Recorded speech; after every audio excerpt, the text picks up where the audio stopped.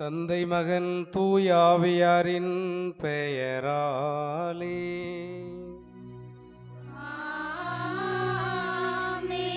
நம் ஆண்டவராகிய இயேசு கிறிஸ்துவின் அருளும் கடவுளின் அன்பும் தூயாவியாரின் நட்புறவும் உங்கள் அனைவரோடும் இருப்பதாக.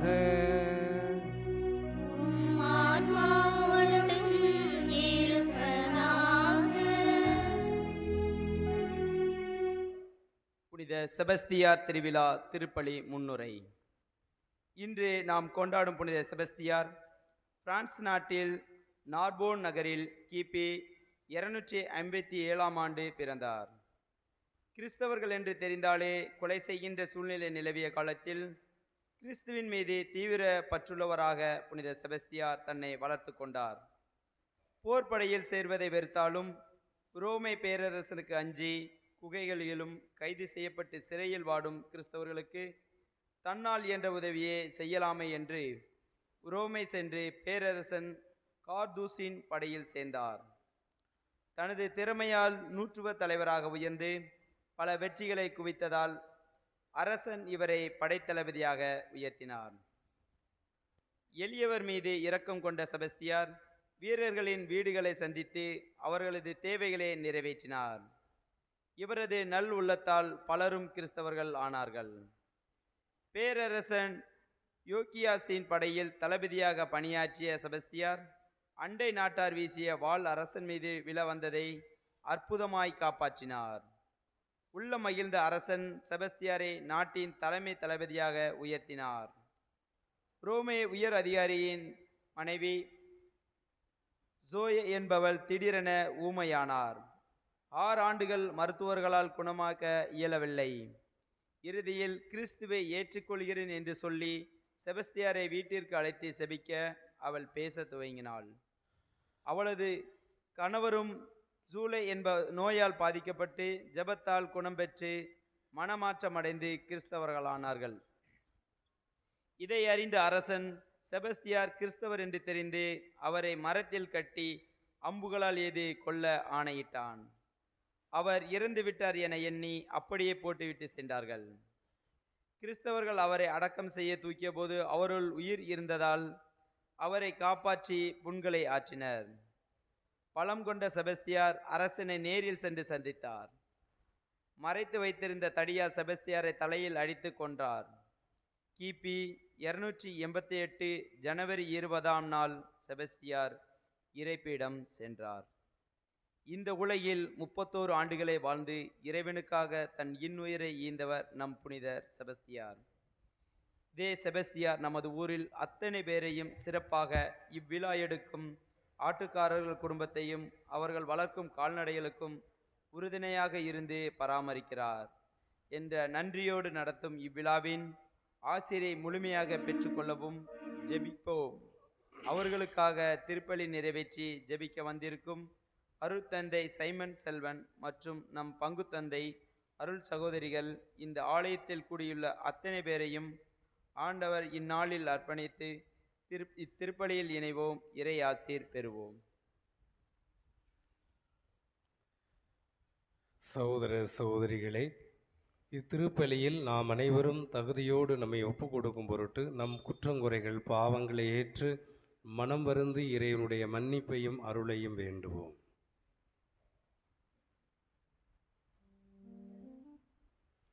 எல்லாம் அல்ல இறைவனிடமும் சகோதர சகோதரிகளிடமும் நான் பாவி என்று ஏற்றுக்கொள்கிறேன். ஏனெனில் சிந்தனையாலும் சொல்லாலும் செயலாலும் கடமையில் தவறியதாலும் பாவங்கள் பல செய்தேன். என் பாவமே என் பாவமே என் பெரும்பாவமே. ஆகியால் எப்பொழுதும் கன்னியான புனித மரியாளையும் வானதூதர் புனித அனைவரையும் சகோதர சகோதரிகளை உங்களையும் நம் தேவனாகிய ஆண்டவரிடம் எனக்காக வேண்டிக் கொள்ள மன்றாடுகிறேன். எல்லாம் அல்ல இறைவன் நம்மீது இரக்கம் வைத்து நமது பாவங்களை மன்னித்து நம்மை முடிவில்லாத வாழ்வுக்கு அழைத்து செல்வாராக. ஆமென்.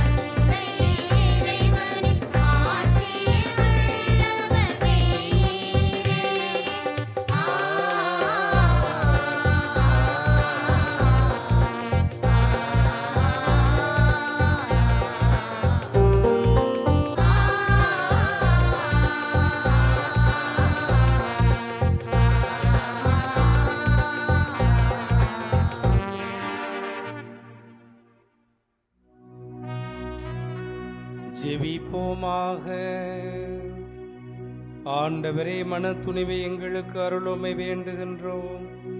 உம்முடைய வேத சாட்சியான புனித செபஸ்தியாரின் சிறந்த எடுத்துக்காட்டால் நாங்கள் தூண்ட பெற்றுள்ளோம். இவ்வாறு மனிதருக்கு கீழ்ப்படிவதை விட உமக்கு கீழ்ப்படிய கற்றுக்கொள்ளும் மன துணிவை பெற எங்களுக்கு அருள் புரிவீராக. உம்மோடு பரிசுத்த ஆவியின் ஐக்கியத்தில் இறைவனாய் என்றென்றும் வாழ்ந்து ஆட்சி செய்கின்ற எங்கள் ஆண்டவரும் உம் திருமகனுமாகிய இயேசு கிறிஸ்து வழியாக உம்மை மன்றாடுகின்றோம்.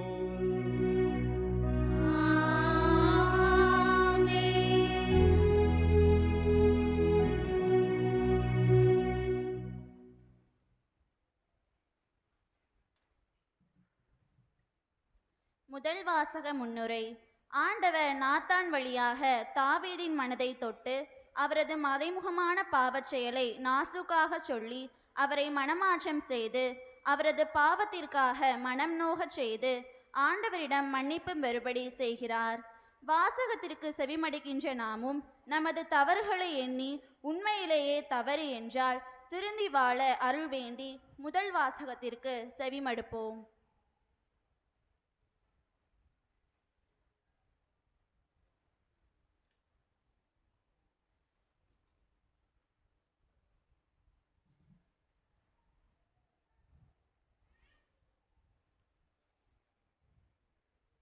முதல் வாசகம். நான் ஆண்டவருக்கு எதிராக பாவம் செய்தேன். சாமுவேல் 2ஆம் நூலிலிருந்து வாசகம். அதிகாரம் 12, இறை வார்த்தைகள் 1-7 மற்றும் 10-17. அந்நாட்களில் ஆண்டவர் நாத்தானை தாவீதிடம் அனுப்பினார். நாத்தான் அவரிடம் வந்து பின்வருமாறு கூறினார். ஒரு நகரில் 2 மனிதர்கள் இருந்தனர். ஒருவர் செல்வன், மற்றொருவனோ ஏழை. செல்வனிடம் ஆடு மாடுகள் ஏராளமாயிருந்தன. ஏழையிடம் ஓர் ஆட்டுக்குட்டியை தவிர வேறு ஒன்றும் இல்லை. அவன் அதை விலைக்கு வாங்கினான்.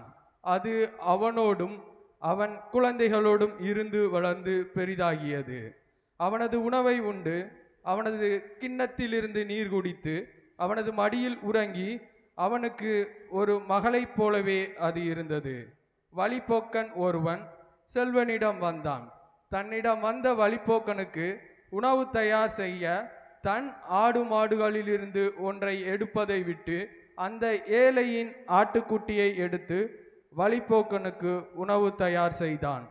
உடனே தாவீது அம்மனிதன் மேல் சீற்றம் கொண்டு, ஆண்டவர் மேல் ஆணை, இதை செய்தவன் கட்டாயம் சாக வேண்டும். இரக்கமின்றி அவன் இதை செய்தான்.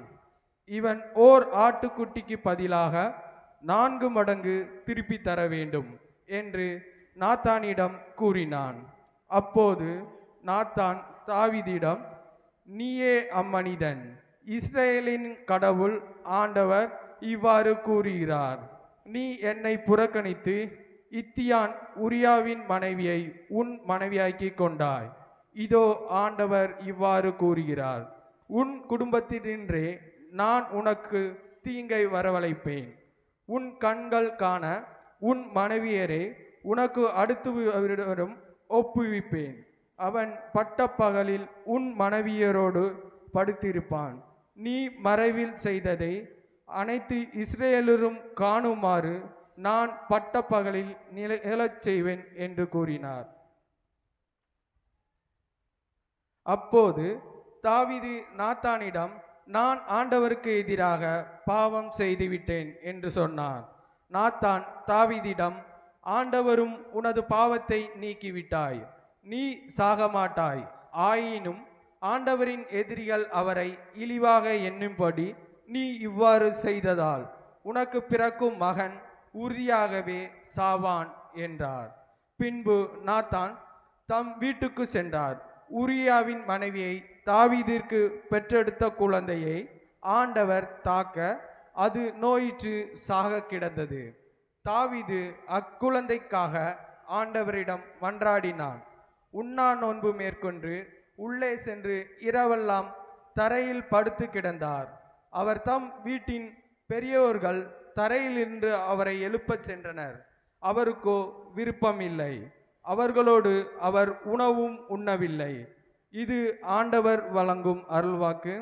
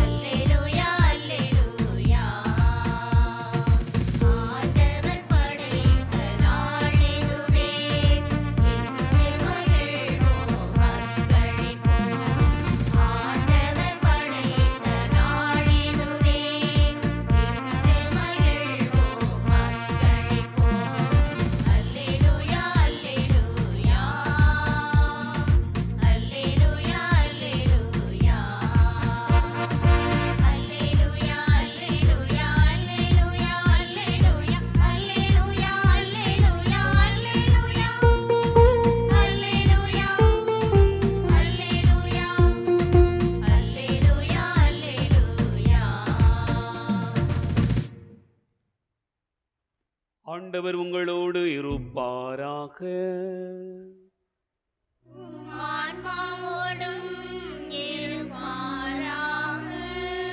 தூய லூக்கா எழுதிய நற்செய்தியிலிருந்து வாசகம்.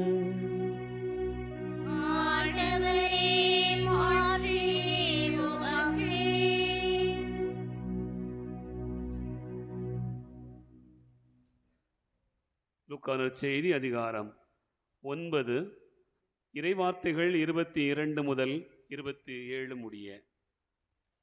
லூக்கா நற்செய்தி அதிகாரம் 9 இறைவார்த்தைகள் 22 முதல் 27 முடிய. அக்காலத்தில் இயேசு கூறியதாவது: மானிட மகன் பலவாறு துன்பப்படவும் மூப்பர்கள், தலைமை குருக்கள், மறைநூல் அறிஞர் ஆகியோரால் உதறி தள்ளப்பட்டு கொலை செய்யப்படவும் 3ஆம் நாளில் உயிருடன் எழுப்பப்படவும் வேண்டும் என்று சொன்னார். பின்பு அவர் அனைவரையும் நோக்கி, என்னை பின்பற்ற விரும்பும் எவரும் தன்னலம் துறந்து தம் சிலுவையை நாள்தோறும் தூக்கி கொண்டு என்னை பின்பற்றட்டும். ஏனெனில் தம் உயிரை காத்துக்கொள்ள விரும்பும் எவரும் அதை இழந்து விடுவார். என் பொருட்டு தம் உயிரை இழக்கும் எவரும் அதை காத்து கொள்வார். ஒருவர் உலகம் முழுவதையும் தமதாக்கி கொண்டாலும் வாழ்வையே இழப்பாரெனில் அவருக்கு கிடைக்கும் பயன் என்ன? என்னை குறித்தும் என் வார்த்தைகளை குறித்தும் வெட்கப்படும் ஒவ்வொருவரை பற்றியும் மானிட மகன் தமக்கும் தந்தைக்கும் தூய வானதூதருக்கும் உரிய மாட்சியோடு வரும்போது வெட்கப்படுவார். இங்கே நிற்பவர்களுள் சிலர் இறையாட்சி வருவதை காண்பதற்கு முன் சாகவே மாட்டார்கள் என உண்மையாகவே உங்களுக்கு சொல்கிறேன் என்றார். ஆண்டவரின் அருள்வாக்கு.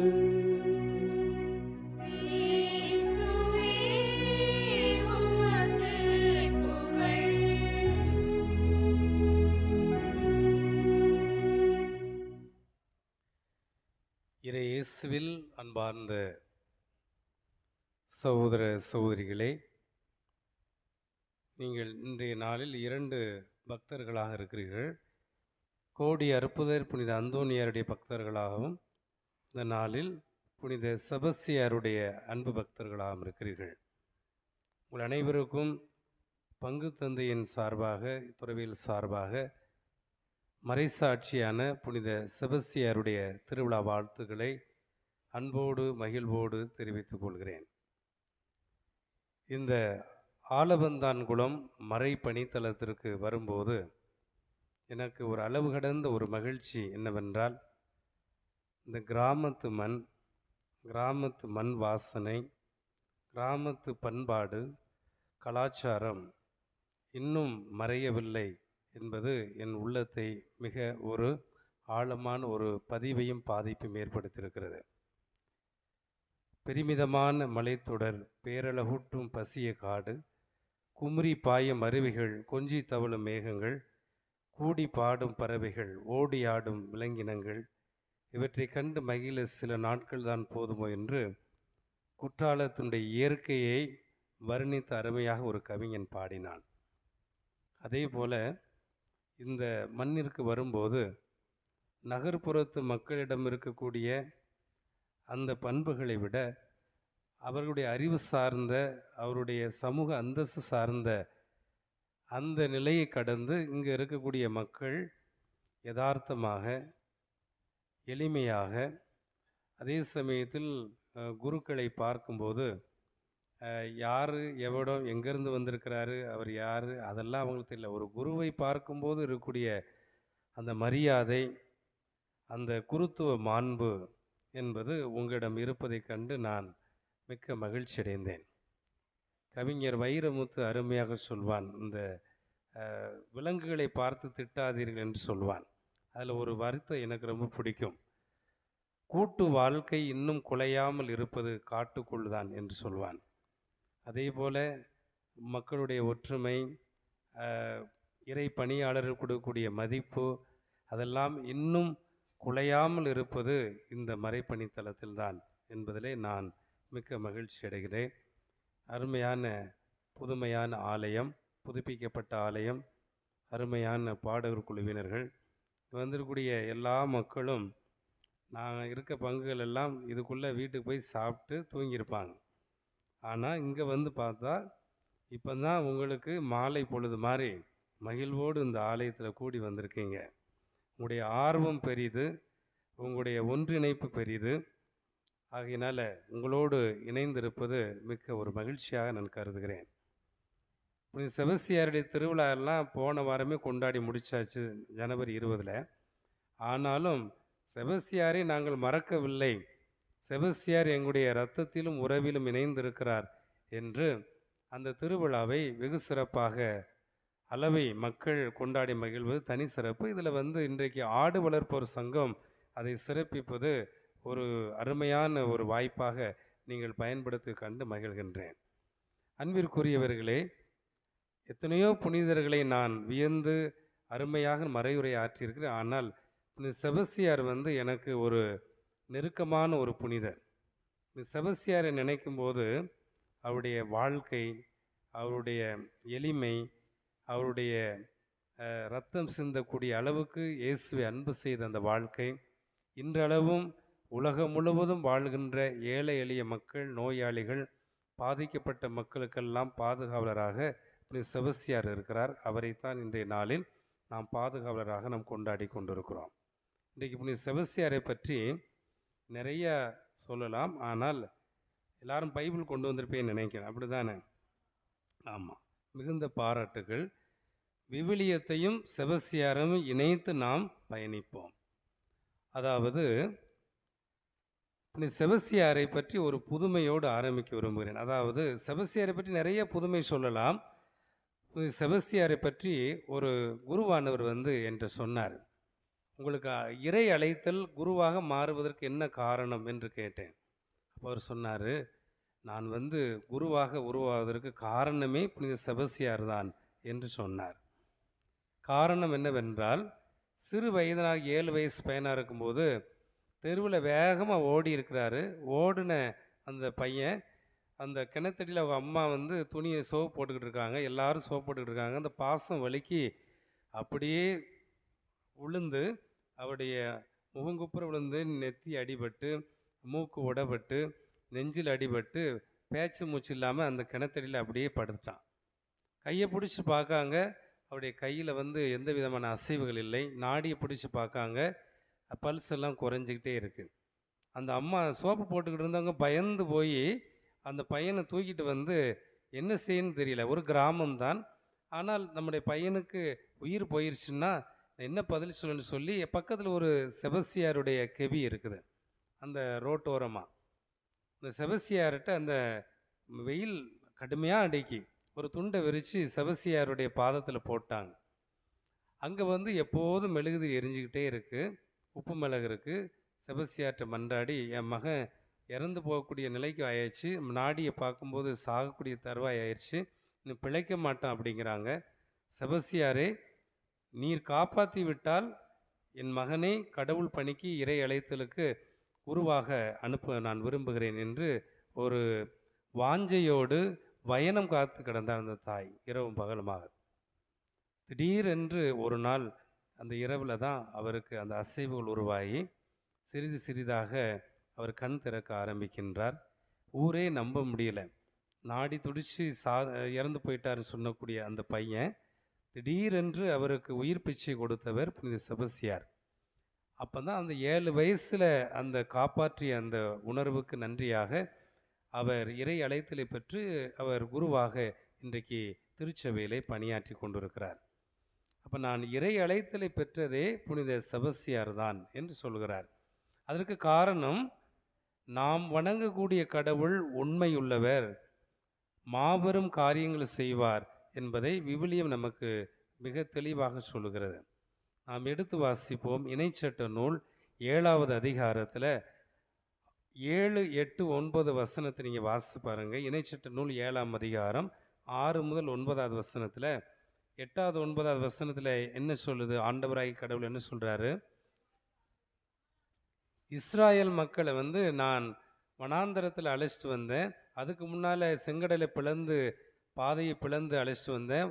அதே மாதிரி கல்லை பிளந்து நீரூற்றை பெருக செய்தேன். நீங்கள் நான் தான் உண்மையான கடவுள் என மறந்துட்டீங்க. ஆனாலும் எகிப்திலிருந்து விடுவித்து கொண்டு வந்த கடவுள் எதற்காக இதை செய்தேன் என்றால், நான் தான் ஆண்டவராகிய கடவுள், நான் தான் உண்மையான கடவுள் என நீங்கள் உலகத்தில் எத்தனையோ தெய்வங்கள் இருக்கிறாங்க, எத்தனையோ குலதெய்வங்கள் இருக்கிறாங்க. அவற்றிற்கு மத்தியிலெல்லாம் நான் தான் உண்மையான கடவுள் என நீங்கள் அறிந்து கொள்ள வேண்டும் என்பதற்காகத்தான் இந்த மாபெரும் காரியத்தை செய்தேன் என்று சொல்கிறார். அப்போ புனித செபஸ்தியார் இன்னைக்கு புதுமை செய்கிறாருன்னா அவர் செய்யலை. அவர் விசுவசித்த கடவுள் உண்மையான கடவுள், உயிருள்ள கடவுள். அந்த செபஸ்தியாருடைய பரிந்துரையினை அவர் குணப்படுத்துகிற ஒவ்வொரு புதுமைகளும் உண்மையான கடவுள் இயேசு கிறிஸ்து தான் என்று நாம் அறிந்து கொள்வதற்குத்தான் இந்த புதுமைகளை எல்லாம் கடவுள் நிகழ்த்தி கொண்டிருக்கிறார் என்பதை இணைச்சிட்ட நூல் 7ஆம் அதிகாரம் 6 முதல் 9 வசனங்கள் நாம் பார்க்குறோம். இப்போ தொடக்கத்தில் பார்த்தோம்னு சொன்னால், செபஸ்தியார் வாழ்ந்த காலத்தில் அங்கே நிறைய நோயாளிகள் இருந்தாங்க. நோயாளிகள்லாம் எப்படி வருவாங்கன்னா, செபஸ்தியார்கிட்ட போனால் குணமாயிரும் என்று வராங்க. குரோமியஸ் என்ற அந்த ஆட்சியாளர் மன்னர் செபஸ்தியார்கிட்ட வாராரு. செபஸ்தியார்கிட்ட வரும்போது என்னென்னா, தனக்கு இருக்கக்கூடிய வியாதி வயிற்று வலி போகணும். ஏன்னா நிக்கோஸ்தஸ் என்ற ஒரு மனிதனுடைய வியாதி போயிடுச்சு. அவர் ஞானஸ்நானம் பெற்றிருக்கிறாரு. செபஸ்தியார்கிட்ட நானும் போனால் சுகம் பெறுவேன் என்று நம்பிக்கையோடு வாராரு. அப்போ செபஸ்தியார் அந்த குரோமிசிஸ் என்ற அந்த அரசனை கை வைத்து ஜெபிக்கின்றார். அவர்கிட்ட இருந்த வயிற்று வலி தீராத தொற்று நோய் போய் அவர் விடுதலை பெறார். அப்போ தான் குரோமிசிஸ் ஞானஸ்நானம் பெற்று அந்த செபஸ்தியாருக்கு முக்கியத்துவம் கொடுக்கின்றார். அவர் செபஸ்தியார் செஞ்ச புதுமைக்காக கிறிஸ்தவர்கள் 1400 பேர் சிறையில் அடைக்கப்பட்டார்கள். அந்த 1400 பேரையும் குரோமிசிஸ் என்ற மன்னன், இவர் அறிவிக்கக்கூடிய கடவுள் உண்மையான கடவுள், இவர் மன்றாடியதினால் நான் சுகம் பெற்றேன், அதற்கு நன்றி கடனாக 1400 கிறிஸ்தவர்களை சிறையிலிருந்து நான் விடுவிக்கின்றேன் என்று குரோமிசிஸ் என்ற மன்னன் விடுவிக்கின்றான்.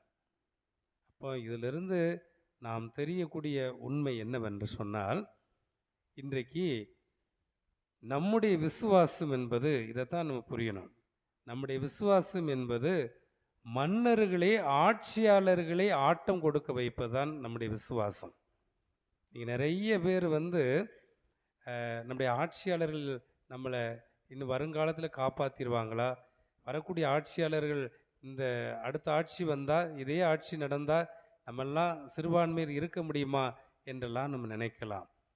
ஆனால் நாம் வணங்கக்கூடிய கடவுள், நாம் விசுவசிக்கக்கூடிய அந்த விசுவாசம் ஆட்சியாளர்களை தூக்கி எறியக்கூடிய வல்லமை அந்த நம் கொண்டிருக்கிற விசுவாசம் இருக்குது என்பதை தான் செபஸ்தியார் நிரூபிக்கின்றார்.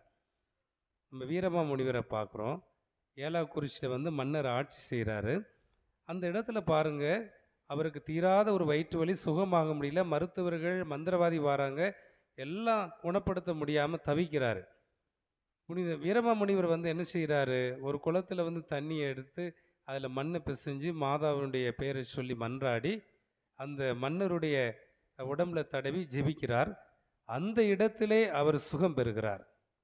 அப்போ மந்திரவாதிகள், மருத்துவர்கள் குணமளிக்க முடியாத நோயை இயேசு குணப்படுத்துகிறார். அப்போ வீரமாமுனிவர் அறிவிக்க வந்த கடவுள் அந்த இயேசு கிறிஸ்து தான் உண்மையான கடவுள் என்று நான் அறிந்து கொண்டேன் என்று அந்த ஏலாக்குறிச்சி இருந்த மன்னர் என்ன செய்கிறாரு, நீங்கள் சுதந்திரமாக இயேசுவை அறிவிக்கலாம், இங்கே இருக்கக்கூடிய பல ஏக்கர்களை வளைத்து கொண்டு உங்கள் மறைப்பணித்தலத்திற்கு வைத்து கொள்ளுங்கள் என்று அந்த மன்னன் பல ஏக்கர்களை தானமாக வீரமாமுனிவருக்கு வழங்குகிறார். அதான் ஏலாக்குறிச்சியில் மாதாவுடைய திருத்தலம் என்று காட்சியளிக்கின்றது. அப்படி என்றால் இன்றைக்கு மன்னர்களையே ஆட்டம் கொடுக்க வைப்பது, மன்னர்களே மனந்திருக்க வைப்பது நம்முடைய விசுவாசம் என்பதைத்தான் புனித செபஸ்தியாருடைய வாழ்க்கையிலும் பல புனிதருடைய வாழ்க்கையிலும் நாம் காண்கின்றோம். இரண்டாவது, புனித செபஸ்தியாருடைய வாழ்க்கையில் நாம் பார்ப்பது என்பது நம்முடைய வேத வசனத்தை நாம் எடுத்து வாசிப்போம். தூய மத்தேயு எழுதிய நற்செய்தி 10வது அதிகாரம் 28வது வசனத்தை யாராவது வாசிங்க பார்ப்போம். அதில் என்ன போட்டிருக்கு?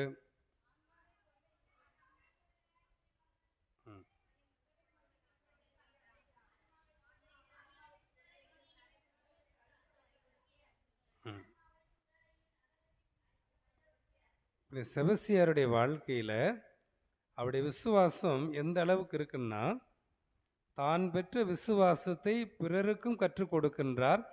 அதே சமயத்தில் அவருடைய விசுவாசம் என்பது உயிரை விட அவருடைய விசுவாசத்தை பாதுகாக்கிறார் என்பதுதான் நம்ம பார்க்குறோம்.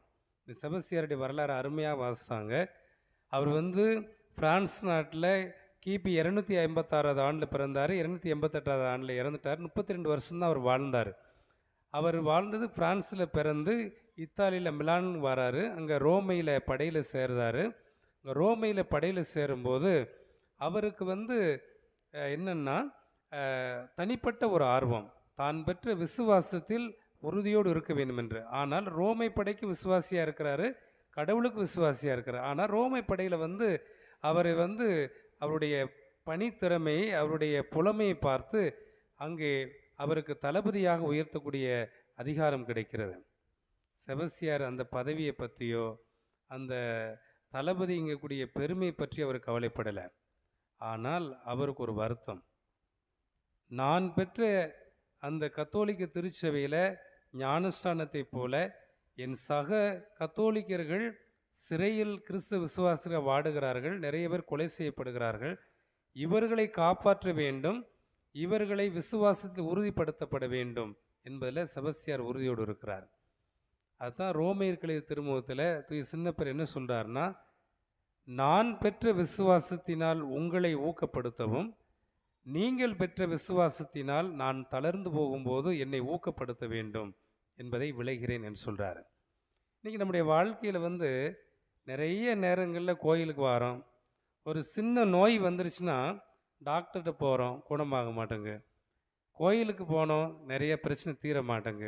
அப்போ என்ன சொல்லுவோம், என்ன கடவுளை நம்புறது, கடவுளை நம்பினதுனால சோதனைக்கு மேலே தான் சோதனை வருது, நோய் தீர மாட்டேங்க, குடும்பத்தில் பிரச்சனை தீர மாட்டேங்க, டாக்டர் போனால் ஒன்றும் குணமாக மாட்டேங்க அப்படின்னு தளர்ந்து போன இருக்கிறவங்களுக்கு நாம் என்ன சொல்லணும், அது அப்படித்தான் அப்படின்னு சொல்லக்கூடாது.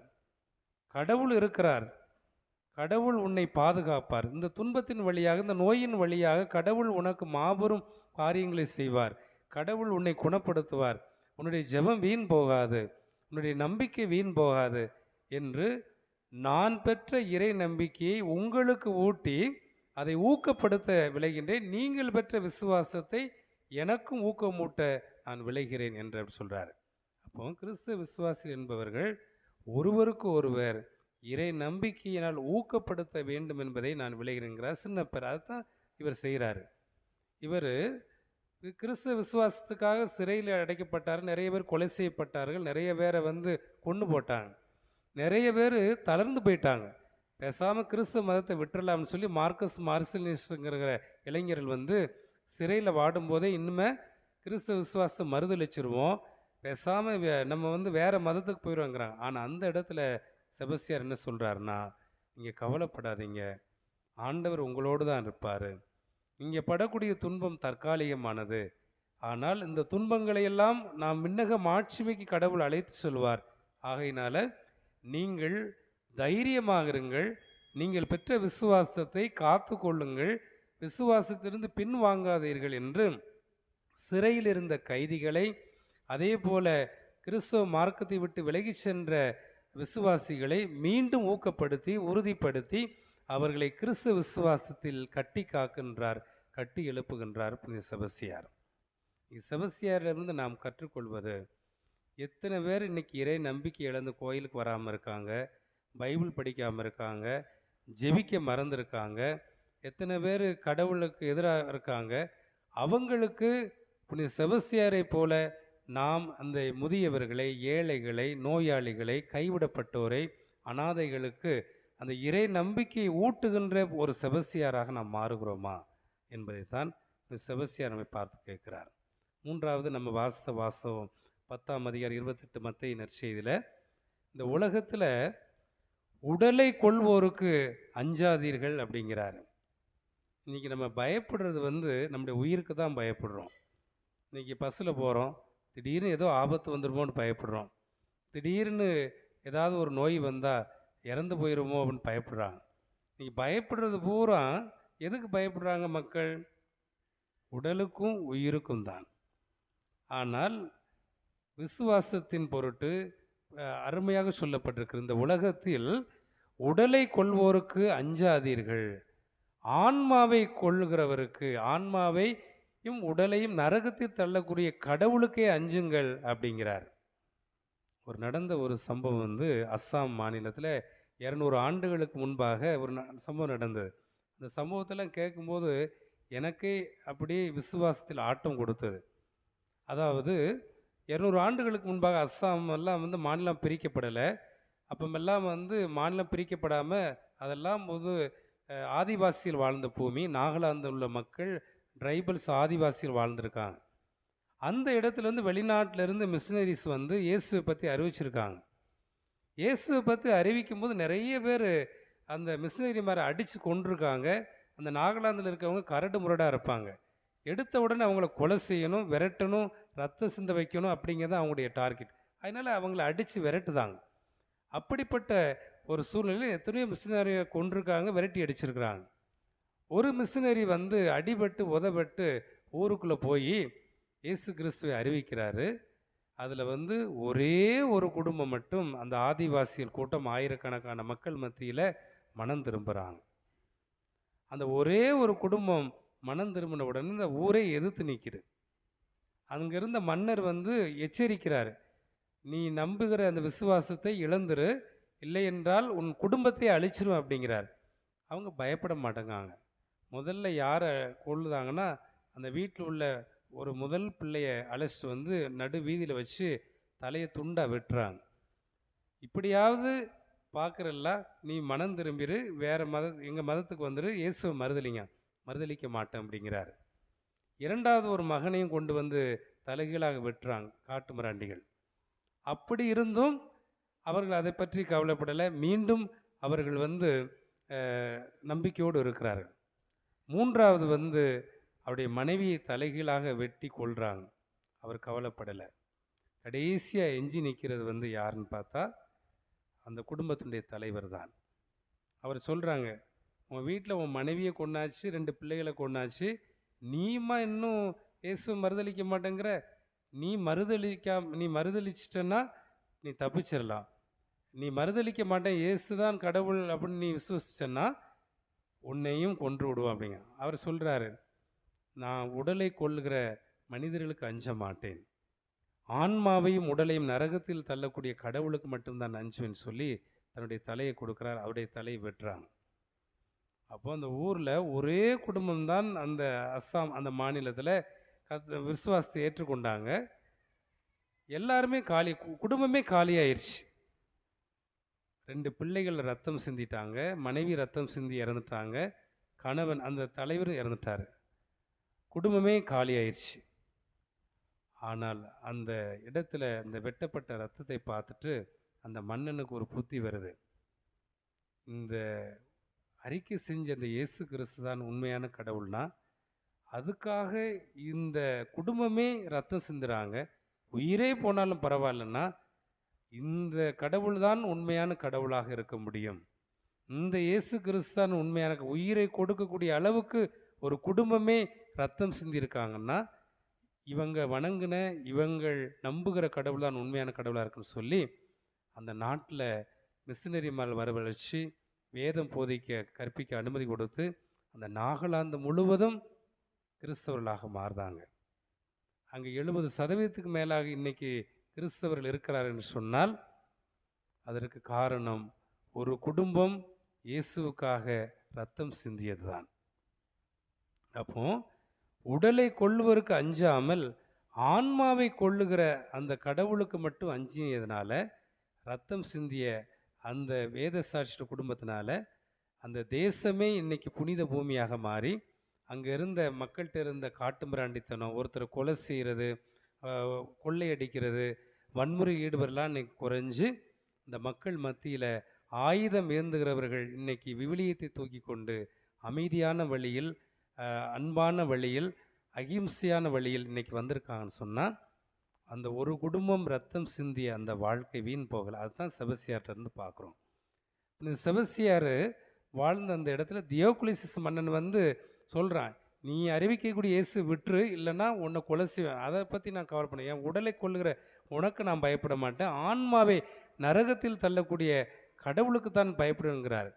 அப்போ தான் செபஸ்தியார் என்ன சொல்கிறாரு அப்படின்னு சொன்னால், ஒரு மரத்தில் கட்டி வச்சு அங்கே என்ன சொல்கிறார், டார்கெட் ப்ராக்டிஸ் அப்படிங்கிறாரு. டார்கெட் ப்ராக்டிஸ்னால் எப்படி, யார் யாரெல்லாம் இந்த வீதி வழியாக போகிறீங்களோ அத்தனை பேரும் செபஸ்தியார் மேலே அம்பு விடலாம், அவர் தப்பிக்கவே முடியாது.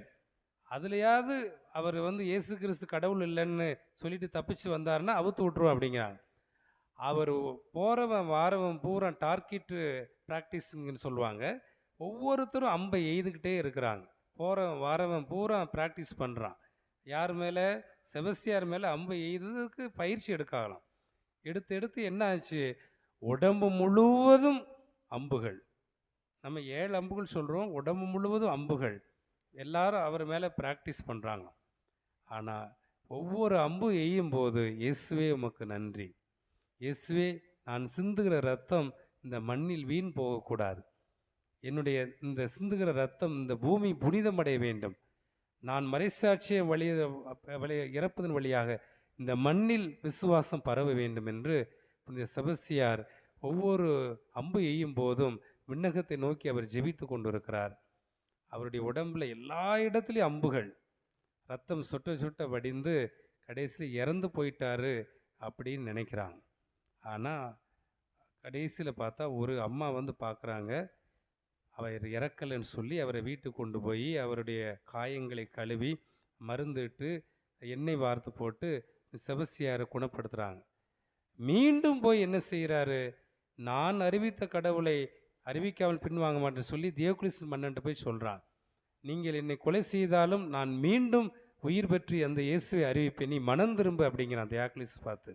அவன் சொல்கிறான், நான் மனம் திரும்ப முடியாது என்று வைராக்கியத்தோடு ஒரு தடியால் செபஸ்தியாரை அடித்து அவரை குற்றுயிராக கொலை செய்கிறாங்க. இன்றைக்கி செபஸ்தியாரை பற்றி நீங்கள் கேள்விப்பட்டிருக்க இல்லையா, புனித செபஸ்தியார் 2 மறைசாட்சிய வாழ்வு. ஒரு சிலர் ஒரு இதில் தான் வெட்டி கொன்றுவாங்க. புனித அருளானந்தர் ஒரே இதில் வெட்டி கொண்டுட்டாங்க. ஆனால் செபஸ்தியாரை அம்புகளால் எய்து ரத்தம் சிந்த வச்சாங்க, அது ஒரு மறைசாட்சி. இன்னொன்று, அதிலிருந்து தப்பிச்சு மீண்டும் அவரை தடியால் அடித்து கொன்றார்கள், இது 2வது மறைசாட்சி. இந்த 2 மறைசாட்சி, வேத சாட்சி, ரத்தம் சிந்திய 2 முறை வேத சாட்சியாக 2 முறை மறைசாட்சியாக இருந்த ஒரே புனிதர் செபஸ்தியார் தான். அவரைத்தான் இன்றைக்கு நாம் பாதுகாவலர் கொண்டு இருக்கிறோம். அதனால் அன்றைக்கு அவர் சிந்திய அந்த ரத்தம் இன்றைக்கி பார்த்தோம்னு சொன்னால், இன்றைக்கு அவருடைய உடலை உடனே சாக்கடையில் தூக்கி எரிஞ்சிட்டாங்க. அப்போ லூசியாங்கிற ஒரு பெண் அவரை கனவுல தோன்றி, செபஸ்தியார் என்னை சாக்கடையில் எரிஞ்சிட்டாங்க, என்னை போய் உடலை புதையன்னு சொல்லி கனவுல தோன்றுறாரு. அந்த அம்மா எடுத்துகிட்டு சாக்கடையிலேருந்து எடுத்துகிட்டு கல்லறையில் அடக்கம் செய்யப்பட்டு இன்றும் இந்த செபஸ்தியாரை தரிசிக்க ரோமையில் எல்லா மக்களும் படையெடுத்து அவரிடம் ஜெபித்து குணம் பெற்று வருகின்ற காட்சிகளை, சாட்சியங்களை இன்று ரோமையில் நாம் காண முடியும். அன்பிற்குரிய சகோதர சகோதரிகளே, இன்றைக்கு நான் சொல்லக்கூடிய ஒரே இறை வார்த்தை என்பது, இன்றைக்கு நாம் விசுவசிக்க கடவுள் உலகத்தில் உங்களில் இருப்பவனை விட உங்களில் இருப்பவர் பெரியவரே அப்படின்னு சொல்கிறார். 1 யோவான் 4ஆம் அதிகாரம் 4வது வசனத்தை நீங்கள் வாசித்து பாருங்கள். உலகில் இருப்பவனை விட, உலகில் இருப்பவன் என்னன்னா, உலகத்தில் தீமைகள் இருக்குது, பாவங்கள் இருக்கிறது, சாத்தான் இருக்கிறான், அழிவை கொடுக்கிறவன் இருக்கிறான். ஆக உலகத்தில் இருக்கிற இவனை விட உங்களில் இருப்பவர் பெரியவர் என்று 1 யோவான் 4:4 சொல்லப்படுகிறது. அதனால தான் இன்றைக்கி நம்ம வரக்கூடிய தேர்தலில் நம்ம பார்க்குறோம். இனி வரக்கூடிய தேர்தலில் எப்படி அமைய போகுது, அடுத்த 3வது முறையும் இவர் தான் ஆட்சிக்கு வந்துடுவாரோ மத்திய அரசாங்கத்தில். அப்படி வந்தால் சிறுபான்மை மக்களுக்கு நிலவரம் என்ன ஆகும், கல்வி நிலையங்கள் பறி போயிடும், உரிமைகள் பறிக்கப்படும், ஓட்டளிக்கக்கூடிய உரிமை என்ன இருக்குமா என்று நிறைய பேர் பயப்படுறாங்க. ஆனால் செபஸ்தியார் என்ன சொல்கிறார், ஆட்சியாளர்களை தூக்கி எறிகின்ற அதிகாரம் கிறிஸ்தவ விசுவாசம் அப்படிங்கிறார். உலகில் இருக்கக்கூடியவனை விட உங்களில் இருக்கக்கூடிய இயேசு கிறிஸ்து பெரியவர். அப்போது நம்முடைய ஜெபம், நம்முடைய இறை வல்லமை, நம்முடைய விசுவாசம் எத்தா பெரிய ஆட்சியாளர்களை தூக்கி எறிகின்ற அதிகாரம், வல்லமை நாம் கொண்டு இருக்கிற விசுவாசம் இருக்கிறது என்பதைத்தான் இந்த செபஸ்தியார் நமக்கு கற்றுக் கொடுக்கிறார். கிறிஸ்தவர்களை பார்க்குறோம். இன்றைக்கி நிறைய கிறிஸ்தவர்கள் வந்து பார்த்தோம் சொன்னால், ஒரு கல்யாணம் நடக்கணும் அப்படின்னா நம்ம என்ன செய்கிறோம்? 4 நட்சத்திரம் பார்க்குறாங்க. ஒரு வீடு கட்டணும் அப்படின்னா 4 நட்சத்திரம் சோசியம் பார்க்குறாங்க, மந்திரவாதியை தேடுறாங்க. ஒருத்தனை அழிக்கணும் அப்படின்னு சொன்னால் செய்வினைக்கு போகிறாங்க, பில்லி சூனியத்துக்கு கட்டுகளுக்கு போகிறாங்க.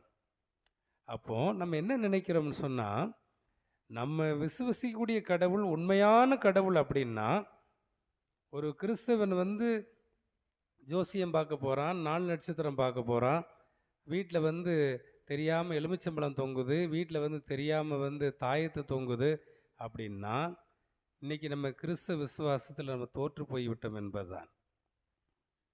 செபஸ்தியாருடைய திருவிழாவை கொண்டாடுவது அர்த்தமற்றதுதான். புனித அந்தோணியாரை இன்றைய பக்தர் என்று சொல்வதும் அது அர்த்தமற்றதுதான். அப்போ உண்மையான ஒரு விசுவாசத்திற்காக, தான் கொண்டிருக்கிற இறை நம்பிக்கை ஒரே இறைவனை விசுவசித்ததற்காக தன் உயிரை கொடுத்தார் செபஸ்தியார்.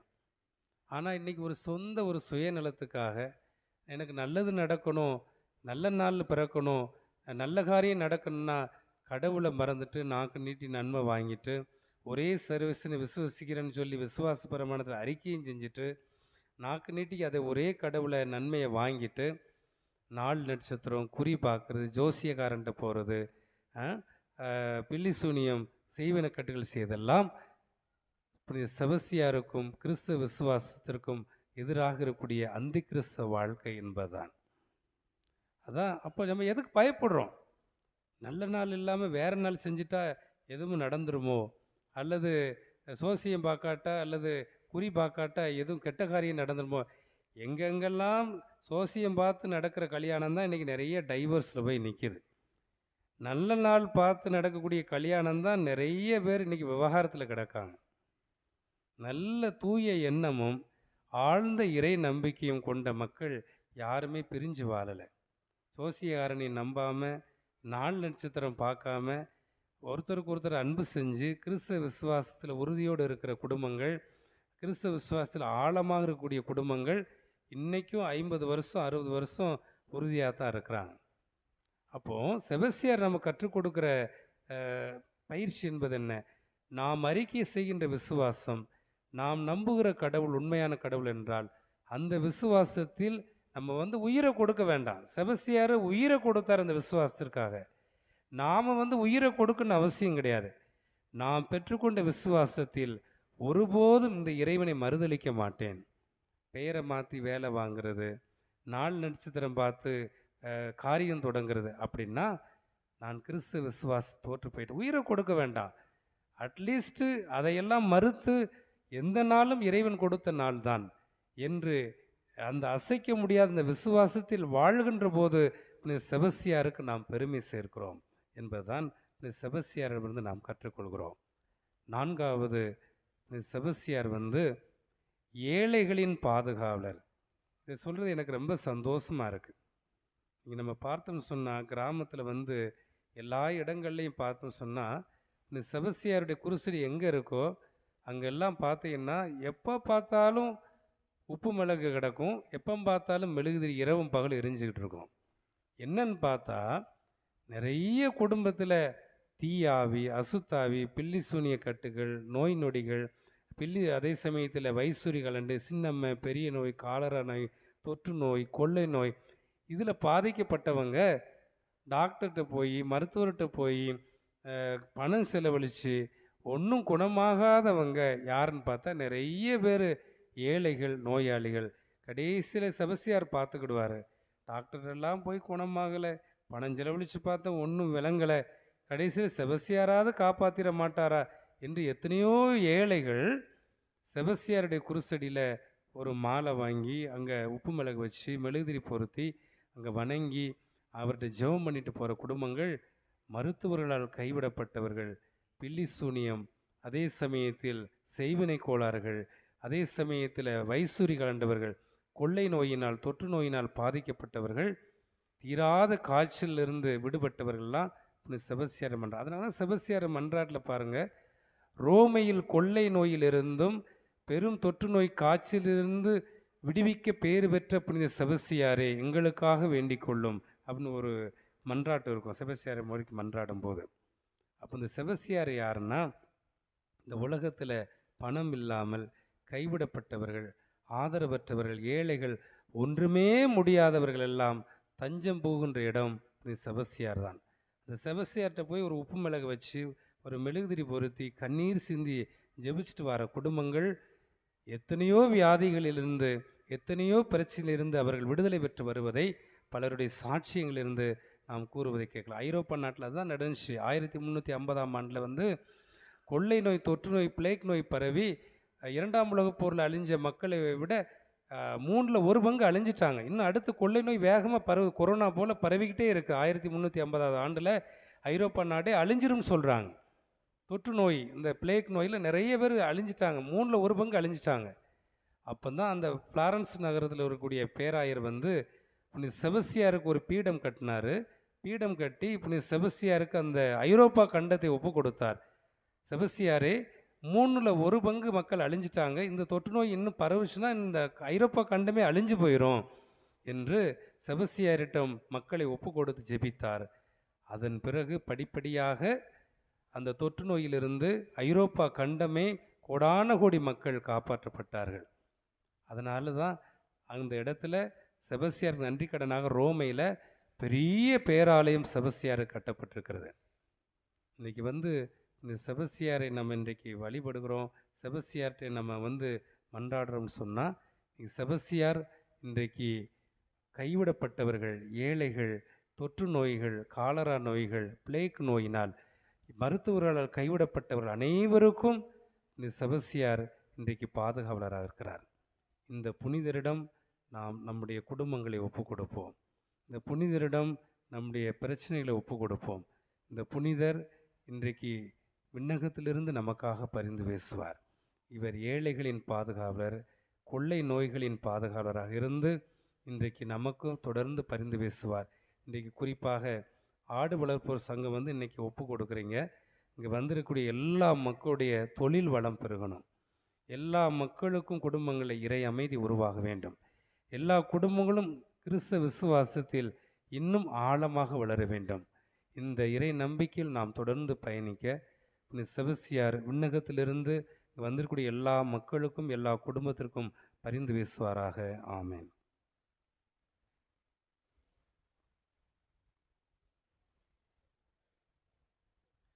அனைவரும் எழுந்து நின்று நம்முடைய விசுவாசுடைய மன்றாட்டுக்களை இறை நம்பிக்கையோடு இறைவன் பால் எழுப்புவோம்.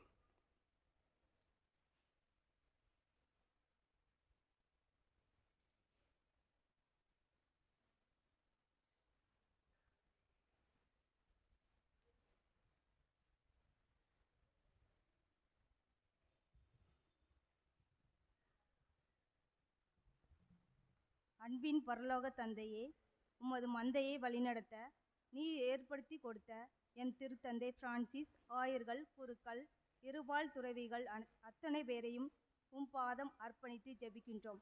அவர்களது வாழ்வுக்கு பணிக்கும் வேண்டிய அனைத்து ஆசீர்வாதங்களையும் தந்து காத்து பராமரித்திட வேண்டுமென்று என் பாதுகாவலர் புனித செபஸ்தியார் வழியாக இறைவா உம்மை மன்றாடுகின்றோம். எல்லாம் வல்ல இறைவா, எங்கள் மன்றாட்டை கேட்டருளும்.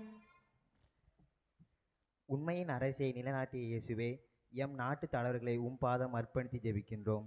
உண்மையும் நீதியும் நேர்மையும் கொண்டவர்களாக நாட்டு மக்களின் நலன் கருதி உழைத்திட நல்மனதோடு வழிநடத்த எம் பாதுகாவலர் புனித செபஸ்தியார் வழியாகவும் புனித அந்தோனியார் வழியாகவும் இறைவா உம்மை மன்றாடுகிறோம். எல்லாம் வல்ல இறைவா, எங்கள் மன்றாட்டை கேட்டருளும். ஞானத்தின் ஊற்றே எம் இறைவா, எம் ஊரில் பங்கில் உள்ள அனைத்து குழந்தைகளையும் உம்பாதம் அர்ப்பணித்து ஜெபிக்கின்றோம். நீர் எவ்வாறு ஞானத்திலும் அறிவிலும் தந்தைக்கு உகந்த மகனாக, பெற்றோருக்கு கீழ்ப்படுதலிலும் இறை திட்டத்திற்கு அமைந்தும் நடந்தீரோ, அதே போன்று எம் பிள்ளைகளும் கடவுளுக்கும் பெற்றோருக்கும் ஏற்ற பிள்ளைகளாக வாழ்ந்திட வரம் தர எம் பாதுகாவலர் வழியாக இறைவா உம்மை மன்றாடுகிறோம். எல்லாம் வல்ல இறைவா, எங்கள் மன்றாட்டை கேட்டருளும்.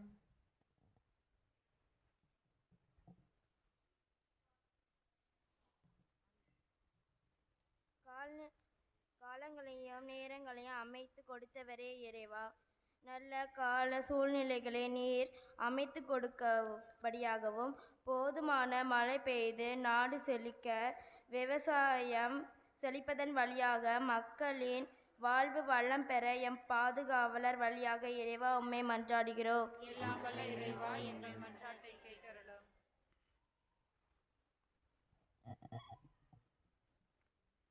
கால்நடைகளை ஆசீர்வதித்த அன்பு தெய்வமே, எம் ஊரில் வளர்க்கப்படும் அத்தனை கால்நடைகளையும் உம் பாதம் அர்ப்பணித்து ஜெபிக்கின்றோம்.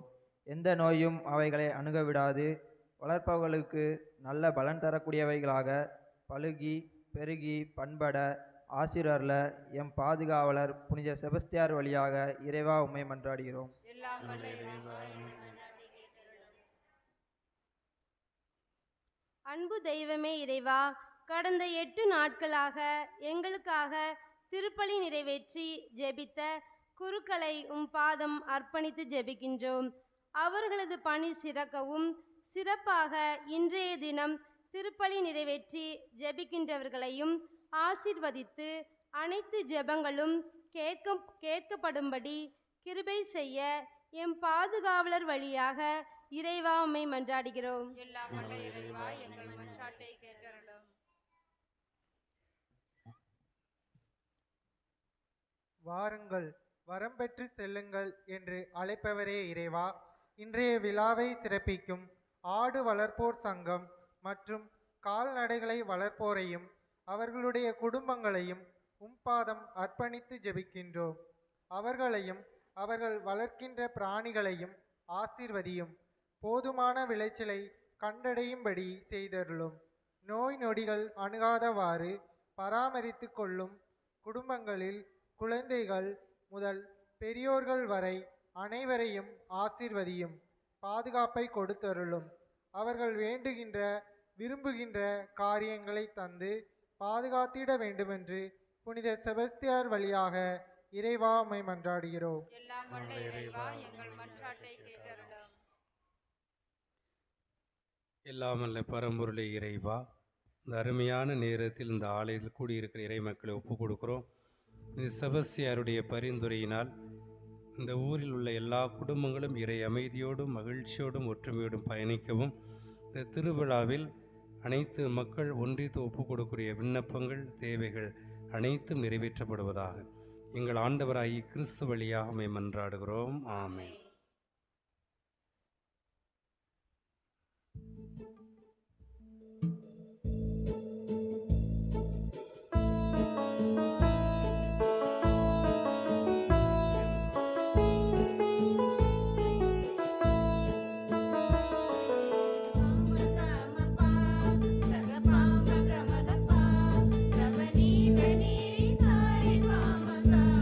Bama bama garisa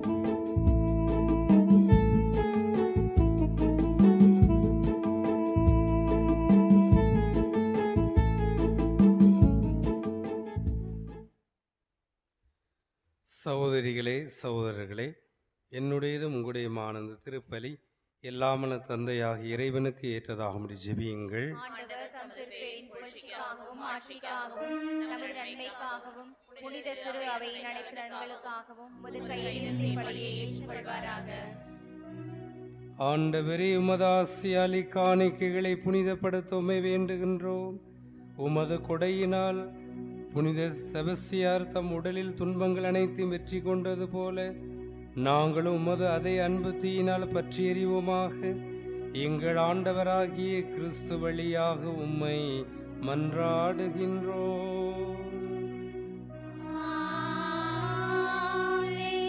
ஆண்டவர் உங்களோடு இருப்பாராக.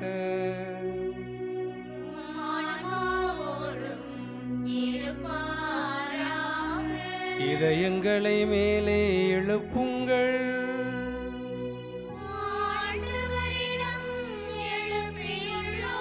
நம் இறைவனாகிய ஆண்டவருக்கு நன்றி கூறுவோம்.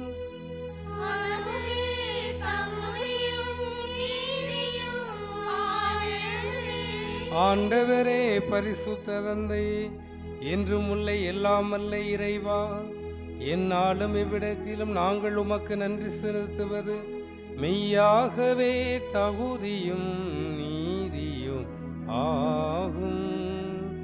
எங்கள் கடமையும் மீட்பிற்குரிய செயலுமாகும்.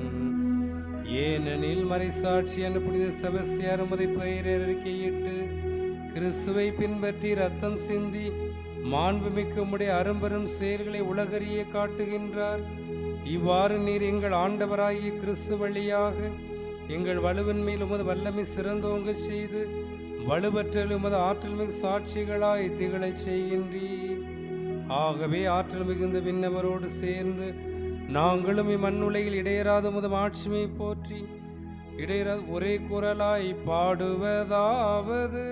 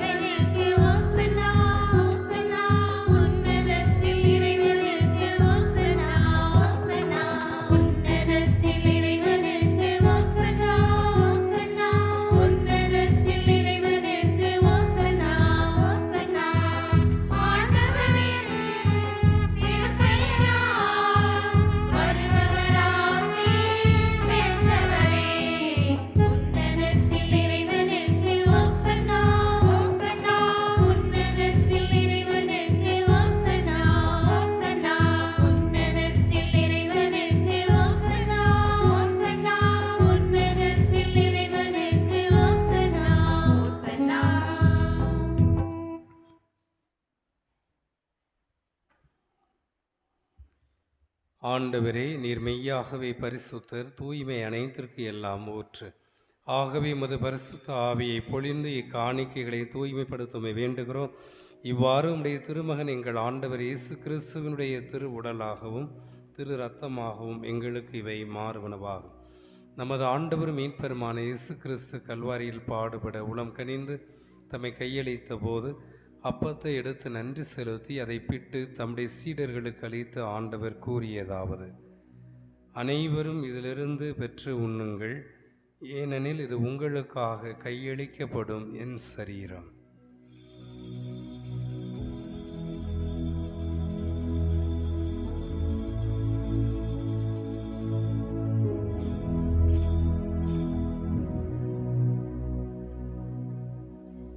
அவ்வண்ணமே இரவிருந்தை அருந்திய பின் கிண்ணத்தை எடுத்து மீண்டும் உமக்கு நன்றி கூறி தம் சீடர்களுக்கு அளித்து ஆண்டவர் கூறியதாவது: அனைவரும் இதிலிருந்து பெற்று பருகுங்கள், ஏனெனில் இது புதிய நிலையான உடன்படிக்கைக்குரிய என் இரத்தத்தின் கிண்ணம். இது பாவ மன்னிப்பிற்கு என்று உங்களுக்காகவும் பலருக்காகவும் சிந்தப்படும். இதை என் நினைவாக செய்யுங்கள்.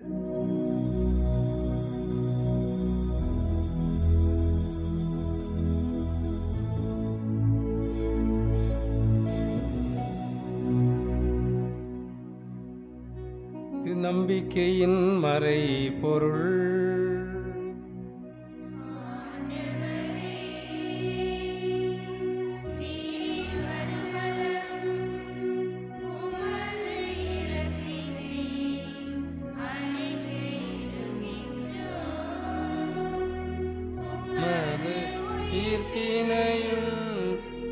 எடுத்துரைக்கின்றோம்.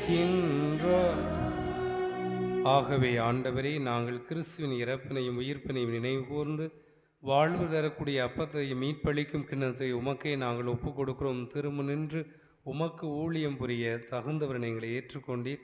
எனவே உமக்கு நாங்கள் நன்றி செலுத்துகின்றோம்.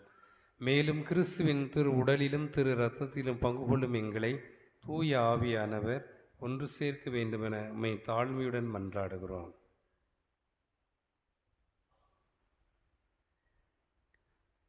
ஆண்டவரே, உலகெங்கும் பரவியிருக்கும் முது திரு அவையை நினைவு கூர்ந்தருளும். எங்கள் திருத்தந்தை பிரான்சிஸ், எங்கள் ஆயர் அந்தோணிசாமி, எல்லா திருநிலையினர் ஆகிய அனைவரோடும் முது திரு அவை அன்பில் நிறைவு பெறச் செய்தருளும். ஆண்டவரே, எங்கள் அன்பான தந்தையே, இந்த பலியிலே வேண்டிக் கொள்கிற எல்லா குடும்பங்களையும் கருத்துக்களையும் நீதாமே கண்ணோக்குவீராக. இந்த நாளை சிறப்பித்து கொண்டாடுகிற ஆடு வளர்ப்போர் சங்கத்தில் இருக்கக்கூடிய அனைத்து குடும்பங்களையும் அவர்களுடைய வேண்டுதல்களையும் நீதாமே ஆசிர்வதிப்பீராக. இப்பலியிலே கருத்துக்களை கொடுத்து வேண்டிக் கொள்கிற ஒவ்வொரு குடும்பத்தையும் ஆசிர்வதிப்பீராக. ஒன்றாய் இணைந்து வந்து மன்றாடுகிற எல்லா பிள்ளைகளையும் கண்ணோக்குவீராக. உயிர் தெழுவோம் என்கிற எதிர்நோக்கோடு துயில் கொள்கிற எங்கள் சகோதர சகோதரிகளையும் இறந்தோர் அனைவரையும் இரக்கத்துடன் நினைவு கூர்ந்து உமது திருமுக ஒளியினுள் ஏற்றருளும். எங்கள் அனைவர் மீதும் இரக்கமாயிரும். கடவுளின் கன்னித்தாயான புனித மரியா, அவருடைய கணவரான புனித யோசேப்பு, புனித திருத்தூதர்கள், எங்கள் பாதுகாவலர் கோடி அற்புதர் புனித அந்தோணியார், இந்த நாட்களிலே நவநாள் எடுத்து நாங்கள் கொண்டாடுகிற புனித செபஸ்தியார், இன்னும் இவ்வுலகில் உமக்கு உகந்தவராயிருந்தோர் ஆகிய புனிதர் அனைவருடனும் நாங்கள் நிலை வாழ்வில் பங்கு கொள்ளும் தகுதி பெற்று உம் திருமகன் இயேசு கிறிஸ்து வழியாக உம்மை புகழ்ந்தேத்தும் வரமருள உம்மை மன்றாடுகிறோம்.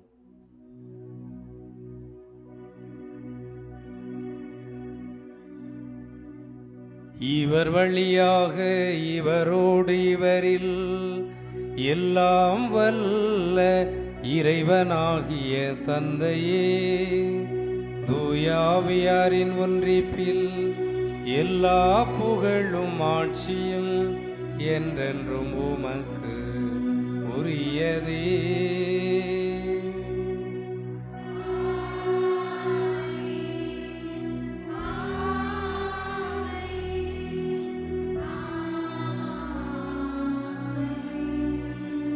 மீட்பரின் கட்டளையால் கற்பிக்கப்பட்டு தேவ படிப்பினையால் பயிற்சி பெற்ற நாம் துணிந்து பாடுவோம்.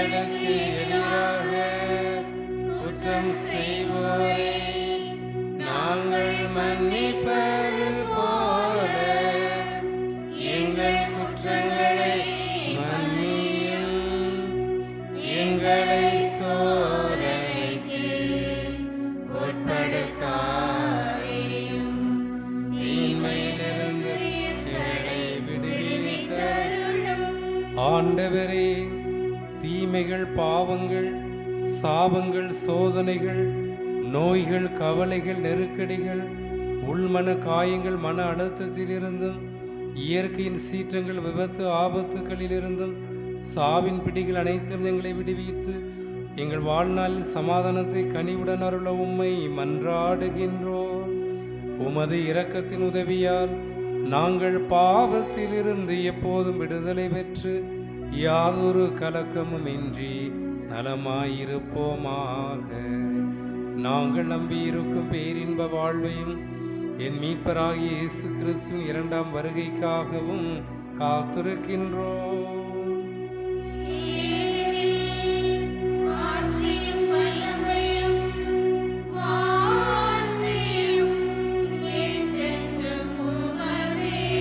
ஆண்டவராகிய இயேசு கிறிஸ்துவே, சமாதானத்தை உங்களுக்கு விட்டுச் செல்கின்றேன், என் சமாதானத்தையே உங்களுக்கு அளிக்கின்றேன் என்று உமப்போஸ்தலர்களுக்கு மொழிந்தீரே. எங்கள் ஒவ்வொருடைய பாவங்களை பாராமல் உம்முடைய திருச்சபையின் விசுவாசத்தை கண்ணோக்கி உமது திருவுளத்திற்கு ஏற்ப அதற்கு சமாதானத்தையும் ஒற்றுமையும் அளித்தருள்வீராக. என்றென்றும் வாழ்ந்து ஆட்சி செய்கின்றவர் நீரே. ஆண்டுடைய சமாதானம் உங்கள் அனைவரோடும் என்றும் இருப்பதாக.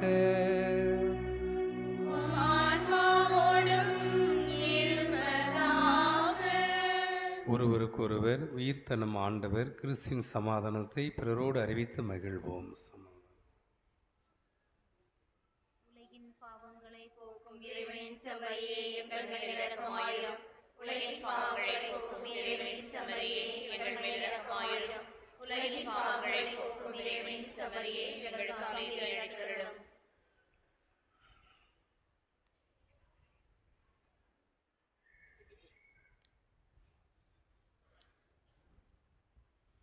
ஆண்டவராகிய இயேசு கிறிஸ்துவே, நாங்கள் அனைவரும் உட்கொள்கின்ற உம்முடைய திருவுடல் திரு ரத்தம் எங்களை நீதி தீர்ப்புக்கும் தண்டனைக்கும் உள்ளாக்காமல் உமது பரிவிரக்கத்தினால் எங்கள் மனதிற்கும் உடலுக்கும் பாதுகாப்பாகவும் நலமளிக்கும் அருமருந்தாகவும் இருப்பனவாக.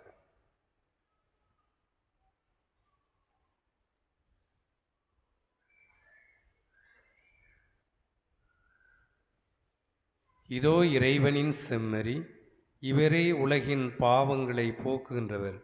இந்த செம்மறியின் விருந்துக்கு அழைக்கப்பெற்ற நாம் அனைவருமே பேறு பெற்றோர்.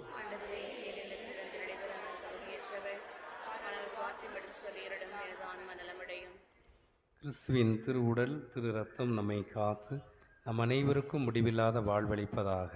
ஆமென்.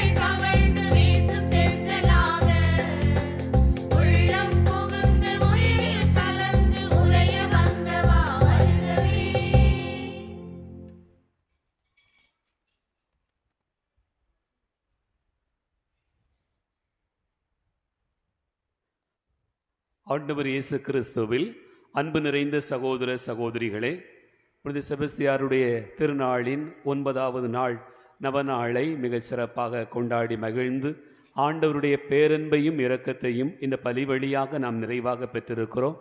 இறை வார்த்தையின் வழியாக நாம் ஆண்டவரோடு இணைந்திருக்கிறோம்.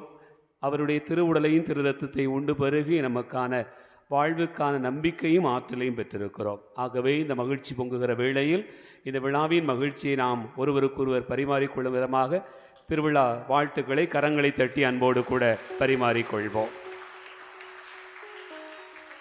அன்பார்ந்தவர்களே, இந்த நாளில் நம்முடைய அன்பான அழைப்பை ஏற்று இங்கு வருகை தந்து ஆண்டவருடைய வார்த்தையை நம்மோடு பகிர்ந்து நமக்காக ஜெபித்திருக்கக்கூடியவர் நம் அன்புக்கும் பாசத்துக்கும் உரிய தந்தை சைமன் செல்வன் அவர்கள். தந்தை அவர்கள் நம்முடைய மறை மாவட்டத்தில் சேவியர் காலனி என்கிற பங்கிலே பங்கு தந்தையாக இப்போது பணியாற்றி வருகிறார்கள் என்பதை நாம் எல்லோரும் அறிவோம். நமக்கு பரிச்சயமானவர். பல முறை நம்முடைய ஒரு திருவிழா நாட்களிலே வருகை தந்து நமக்காக ஆண்டவருடைய வார்த்தையை பகிர்ந்திருக்கிறார். அன்பார்ந்தவர்களே, இந்த நாளில் மிகச் சிறப்பாக புனித செபஸ்தியாருடைய வாழ்க்கையை நம்முடைய வாழ்க்கையின் நிகழ்வுகளோடு அவர் ஒப்பிட்டு கூறிய விதம் உண்மையிலேயே மிகவும் மிகவும் ஆழமான ஒரு செய்தியை உள்ளடக்கியதாக இருந்தது. ஒருவேளை சத்தமாக ஆக்ரோஷமாக செய்தி இருக்காது, ஆனால் ஆழமான செய்தியாக எப்போதும் இருக்கும். ஒரு தந்தை தன்னுடைய பிள்ளைகளிடத்தில் எப்படி பேசுவார், எப்படி அறிவுரை சொல்லுவார், எப்படி சொன்னால் அவர்களுக்கு புரியுமோ அப்படி சொல்லுகிற தனக்கான ஒரு தனிப்பட்ட ஒரு பாணியை தந்தை அவர்கள் எப்போதும் கொண்டிருப்பார். அப்படித்தான் தந்தை அவர்கள் இந்த நாளிலே புனித செபஸ்தியாருடைய வாழ்க்கையில் அவருடைய புதுமைகளாகவும் அவருடைய வாழ்க்கையில் அவர் செய்திருக்கக்கூடிய புதுமைகளாகவும் பலவற்றை நமக்கு எடுத்து கூறினார்கள். உண்மையிலேயே அவருக்குள் இருந்த அந்த இறைவன் உண்மையான இறைவன். அவர் உண்மையான இறைவன் என்பதை அவர் கண்டிருந்தார். அதிலே நம்பிக்கை கொண்டவராக இருந்தார். அதற்காக தன்னுடைய உயிரையும் கொடுப்பதற்கு துணிவாக இருந்தார். இதுதான் புனித செபஸ்தியாரை புதுமைகள் செய்யவும் அற்புதங்களை காணச் செய்யவும் அவருடைய வாழ்வை துணிவோடு ஆண்டவருக்காக அர்ப்பணிக்கவும் அவரை தூண்டியது. அவர் சொன்ன நிகழ்வுகளிலே இன்றைக்கு நாம் 2 புதுமையான காரியங்களை பார்க்கிறோம். புனித செபஸ்தியார் 2 விதங்களிலே மறைசாட்சியாக பார்க்கிறோம். இரட்டை மறைசாட்சி என்று கூட சொல்லலாம். ஒரு முறை அவர் அம்பால் எய்து அவர் கொல்லப்படுகிற அளவுக்கு போய் சேர்கிறார், உயிர் போய் திரும்பி வருகிறார். 2வது முறை கம்பால் அடிக்கப்பட்டு அவர் துன்புறுத்தப்பட்டு கொடூரமான முறையில் கொலை செய்யப்பட்டு வீசப்படுகிறார். இப்படி புனித செபஸ்தியார் 2 வகைகளிலே மறைசாட்சியாக இருந்தார் என்கிற செய்தியை தந்தை அவர்கள் நமக்கு சொன்னார்கள். அது ஒரு புதுமையான செய்தி. அத்தோடு கூட ஏழைகளின் பாதுகாவலர் என்று தந்தை அவர்கள் இன்றைக்கு பகிர்ந்து கொண்டது உண்மையிலேயே மிக ஆழமான ஒரு செய்தி. அன்பார்ந்தவர்களே, இந்த புனிதரை பின்பற்றி நாம் பயணிக்கிற போது நம்முடைய வாழ்க்கையிலே நம்பிக்கை பிறக்கிறது, நோய் நொடிகள் தீருகிறது, நம்முடைய வாழ்வையும் ஆண்டவருக்காக அர்ப்பணிக்க நாம் துணிவோம் என்று அவர் மிக ஆழமாக சொன்னார். நம்முடைய நம்பிக்கையில் நாம் நிலைகுலைந்து இருக்கிறோம். பல நேரங்களிலே நாம் பல்வேறு இடங்களுக்கு பயணப்படுவது, பல சோசியங்கள் மற்ற காரியங்களில் ஈடுபடுவது, இவையெல்லாம் நம்முடைய நம்பிக்கை இன்மையின் வெளிப்பாடு தான்.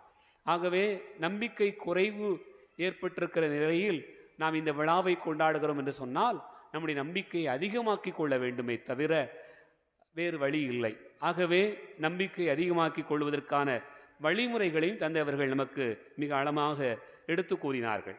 அன்பார்ந்தவர்களே, புனித செபஸ்தியார் முன்பாக உப்பும் மிளகும் எதற்காக வைக்கப்படுகிறது என்று ஒரு முறை அருட்தந்தையர்களோடு பேசி கொண்டிருந்தோம். அப்போது ஒவ்வொருத்தரும் ஒவ்வொரு விதமான கருத்துக்களை சொன்னார்கள். உப்பு ஓர்பற்று போகாத நிலையில் இருக்க வேண்டும், உப்பு எப்போதுமே ஒரு பொருளை கெடாமல் பார்த்து கொள்ளும், பாதுகாப்பாக இருக்கும் என்று சொல்வார்கள். மிளகு அதுபோல காரம் குறையாமல் இருக்கும். உண்மையிலேயே அந்த சூழ்நிலையில்தான் அதை நாம் பார்க்கிறோம்.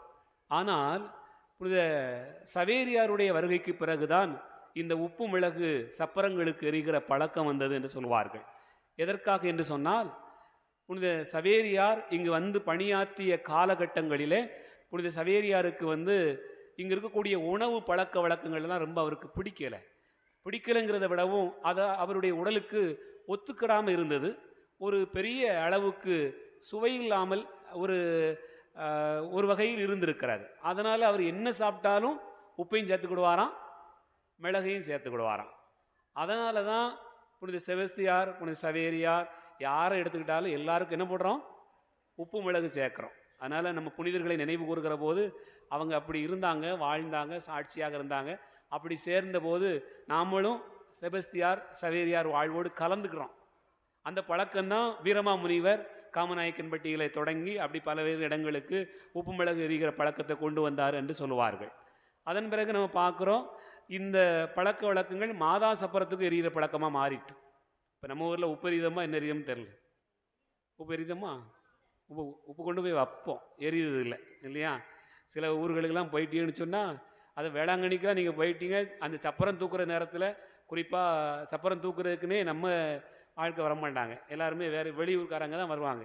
அப்போ பார்த்தீங்கன்னா தலை நிறைஞ்சு போகும், உப்பு அவ்வளோ தூரம் எரிஞ்சு வருவாங்க. சில நேரம் எரியும் போதே மூஞ்சி முறையெல்லாம் பிச்சு எறிகிற மாதிரி எரிஞ்சிருவாங்க. அப்படிலாம் இருக்கும். அந்த அளவுக்கு இருந்திருப்பதை நான் பார்க்க முடிகிறது.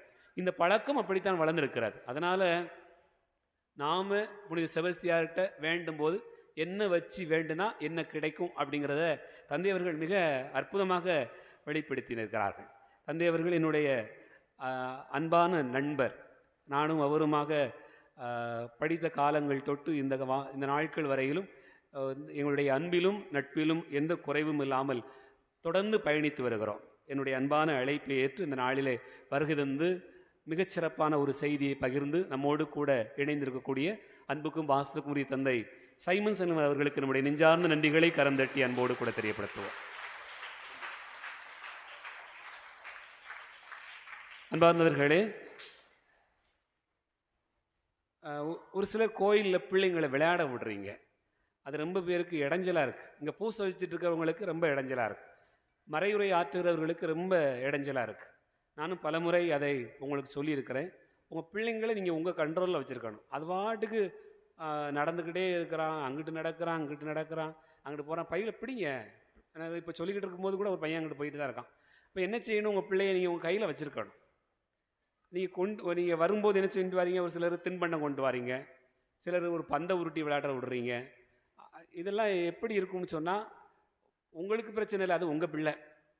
எல்லாருக்கும் அது நம்ம பிள்ளைங்க தான், எனக்கும் பிடிக்க தான் செய்யும், இல்லைன்னு செய்யலை, நம்ம பிள்ளைங்க தான். உங்களுக்கு குழந்தைகள் என்று சொன்னால் அது இங்கே இருக்கக்கூடிய அருட்தந்தையர்களுடைய அன்பிலும் பராமரிப்பில் விட வேண்டிய பிள்ளைங்க தான், அதில் மாற்று கருத்தே இல்லை. ஆனால் அது மற்றவங்களுக்கு இடையூறாக இருக்குது, ஜெபம் பண்ணுறவங்களுக்கு இடையூறாக இருக்குது, பக்கத்தில் இருக்கிறவங்களுக்கு எரிச்சலாக இருக்கும். இறைவார்த்தையை கேட்டுக்கிட்டே இருப்பாங்க, ஆர்வமாக கேட்டுக்கிட்டு இருப்பாங்க. ரொம்ப ஆர்வத்தோடு ஈடுபாட்டோடு இருக்கக்கூடிய அந்த ஜெபம் வேளையில் ஆண்டவருடைய வார்த்தையை கேட்குற நேரத்தில் நீங்கள் பிஸ்கட்டை கொடுக்கும்போது அல்லது வேறு ஏதாவது விளையாட்டு பொருளை கொடுக்கும்போது, நீ போ சும்மா நடந்துடுவா அப்படின்னு அது அங்கேருந்து பவனி வரும் இங்கே வரைக்கும். அப்போ என்ன செய்யணும்னு சொன்னால், நீங்கள் அந்த ரொம்ப குறும்பு பண்ணுற பிள்ளைகளாக இருந்தால் என்ன செய்யலாம்? கொஞ்சம் வெளியே வச்சு பார்த்துக்கலாம். குறும்பு பண்ணுற தாய்மார்கள்லாம் விசுவாசத்தோடு ஆண்டவருடைய வார்த்தையை நீங்கள் கேட்டுக்கிட்டே இருக்கீங்க, உங்கள் பிள்ளை விளையாடுறத மறந்து கேட்குறீங்க, அது ரொம்ப சந்தோஷமான காரியம்தான். ஆனால் பக்கத்தில் இருக்கிறவங்களுக்கு அது இடையூறாக இருக்குது. அதனால் தயவு கூர்ந்து அதை கவனத்தில் எடுத்துக்கொள்ளும்படியாக அன்போடு கேட்டுக்கொள்ளுகிறேன். அன்பார்ந்தவர்களே, நாளை காலையில் திருவிழா திருப்பலி சரியாக 8:30 மணிக்கு ஆரம்பமாகும். சரிதாரா? அதனால் அதுக்கு பின்னாடி கிடையாது. அதுக்கப்புறம் சப்பர பவனி அதெல்லாம் நிகழ்வுகளாக இருக்குது. இப்போ நைட்டும் சப்பரம் எல்லாமே இருக்கிறது.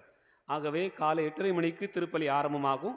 அப்படின்னு சொன்னால் 7:30 மணிக்கு முதல் மணி அடிக்கப்படும், 8 மணிக்கு 2வது மணி அடிக்கப்படும், 8:15 மணிக்கு ஜெபம் ஆரம்பமாகும், சரியாக 8:30 மணிக்கு திருப்பலி ஆரம்பமாகும். திருவிழா எத்தனை நாள்? 10 நாளா 13 நாளா?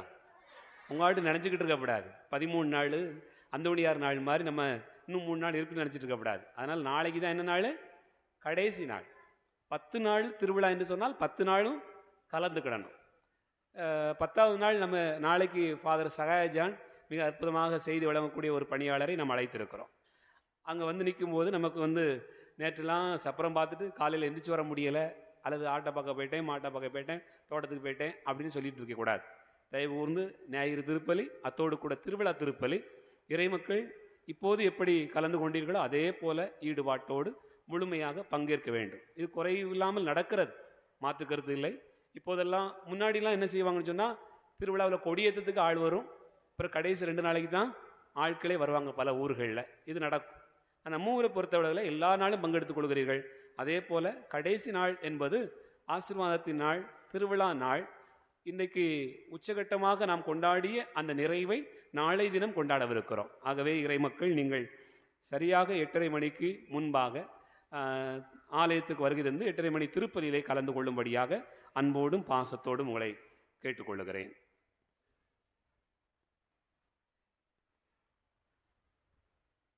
தொடர்ந்து இறைவனுடைய அன்பையும் அருளையும் நாம் பெரும்பொருட்டு நாம் இப்பலியிலே வேண்டிக் கொள்வோம்.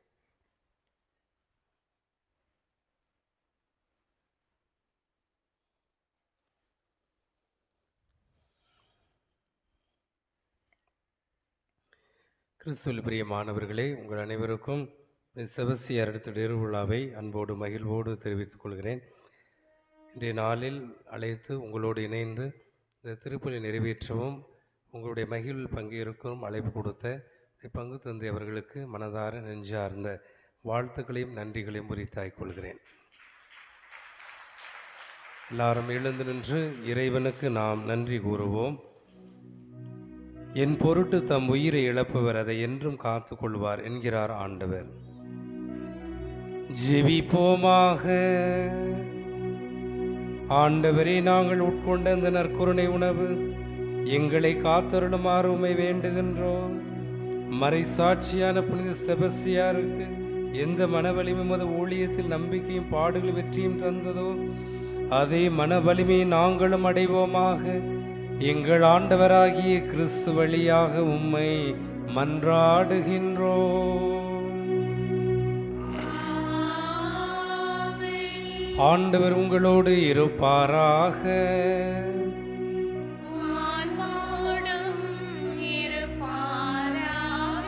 எல்லாம் வல்ல இறைவன் தந்தை, மகன், தூயாவியார் உங்கள் அனைவரையும் நிறைவாய் ஆசீர்வதிப்பாராக. கிறிஸ்துவின் அன்பிலும் சமாதானத்தில் வாழ சென்று வாருங்கள். திருப்பலி நிறைவேறிற்று.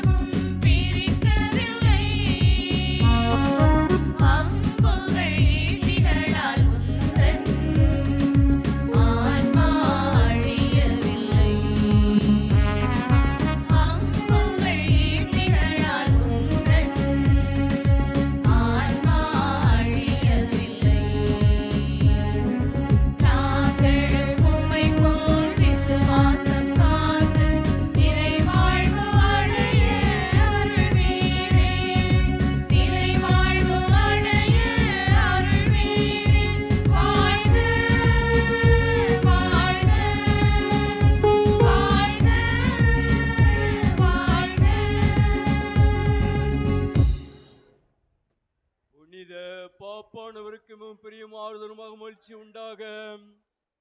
ரோமபுரி முதலே ராஜ்யங்களில் விச நோய் முதலானவைகள் நீக்கிறான புனித செபஸ்தியாரே,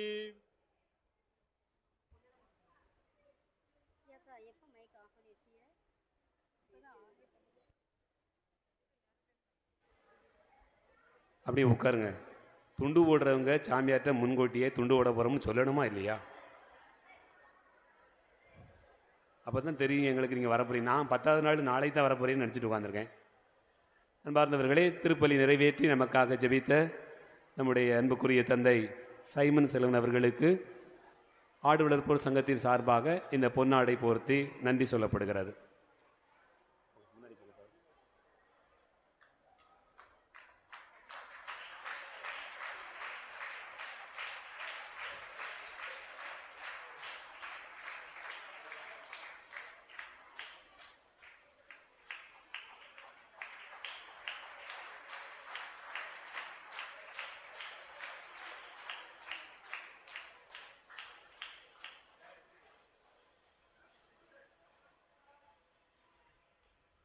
நம்முடைய பங்கிலே தொடர்ந்து எப்போதுமே பணியாற்றி கொண்டிருக்கக்கூடிய அருட்சகோதரிகள், நம்முடைய பங்கினுடைய பல்வேறு வளர்ச்சி பணிகளிலே, ஆன்மீக பணிகளிலே நம்மோடு கூட இருந்து வழி நடத்துகிற அருட்சகோதரிகள் ஒவ்வொருவரையும் நன்றியோடு நினைத்து பார்க்கிறோம். தலைமை சகோதரி அருட்சகோதரி புஷ்பா அவர்களுக்கு ஆடு வளர்ப்போர் சங்கத்தின் சார்பாக இந்த பொன்னாடை போர்த்தப்படுகிறது.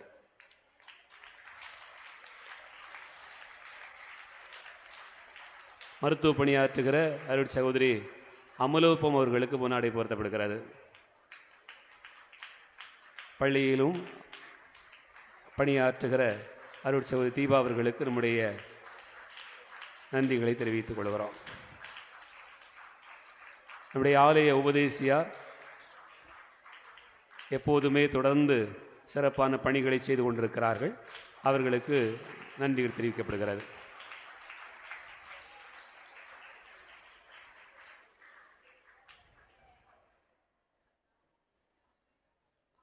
அவ்வளோதானா?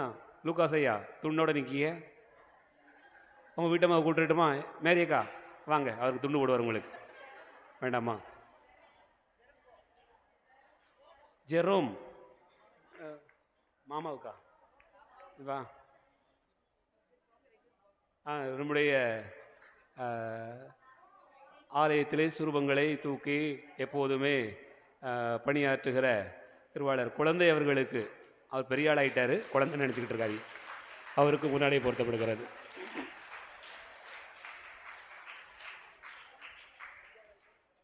நம்முடைய ஊர் நாட்டாண்மை வியாகப்பன் அவர்களுக்கு பொன்னாடை பொருத்தப்படுகிறது. வந்திருக்காரா ஊர் நாட்டாமை? பாடல் குழுவினர் அளவிற்கு சார்பாக தம்பி ஜெரோம் அவர்களுக்கு இந்த பொன்னாடை பொருத்தப்படுகிறது.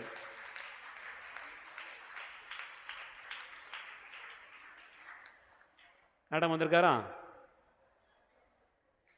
இன்னும் ஒரு துண்டு இருக்கு. சூசையா சொல்லுங்க, கையில் பணமா? அது என்னது பழமா? நாடாம வந்து விட்டார். ஆடு வளர்ப்போர் சங்கத்தின் சார்பாக பொன்னாடை பொருத்தப்படுகிறது. அப்படியே வீடியோ கவரேஜ் பண்ணுங்கடா நல்லா. ரைட்.